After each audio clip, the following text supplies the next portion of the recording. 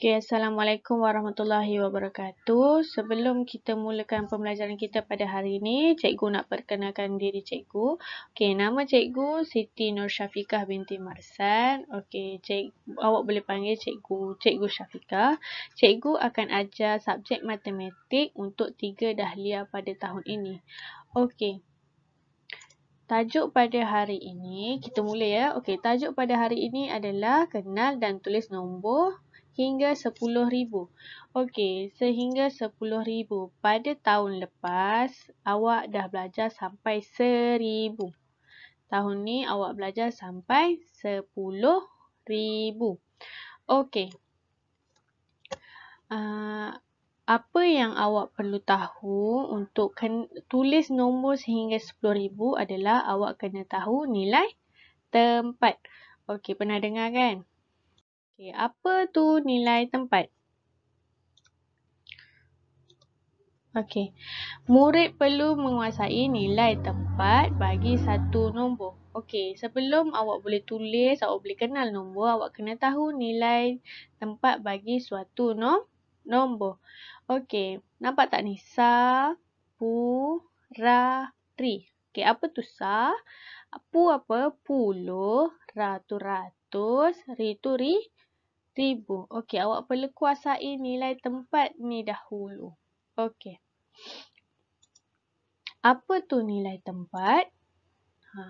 Nilai tempat adalah rumah bagi digit. Rumah dia, rumah sa, rumah pu, rumah ra, ratus, rumah ri, ribu.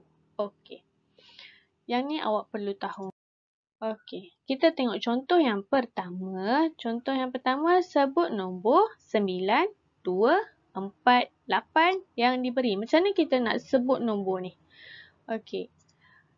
Kita ada nombor 9, ada nombor 2, nombor 4 dengan nombor 8. Okey, cara kita nak tahu macam mana nak sebut, kita kena letakkan nombor dekat dalam rumah dia. Okey, kita mula daripada belakang. Rumah nombor yang belakang adalah rumah sa, seterusnya rumah puluh, rumah ratus dan rumah ribu.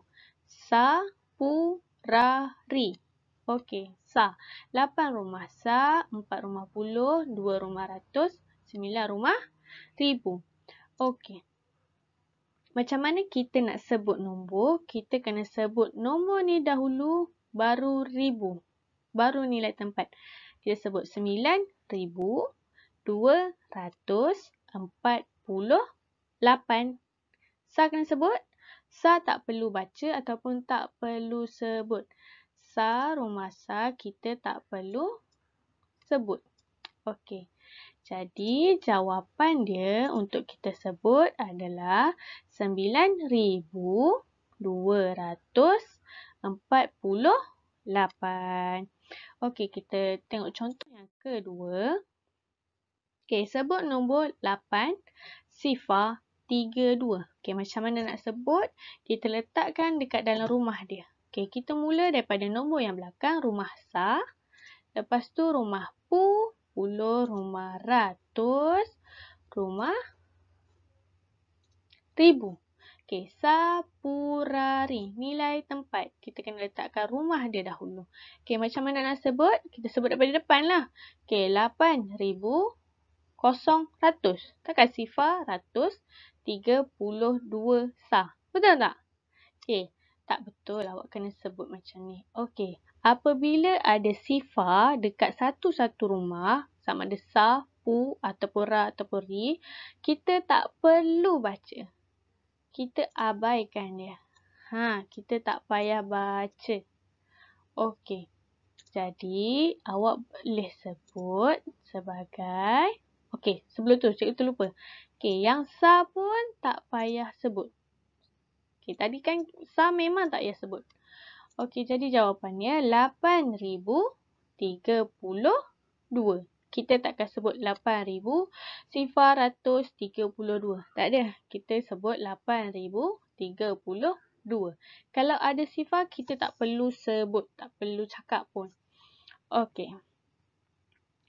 Jadi, kat sini awak dah capai daripada nombor angka.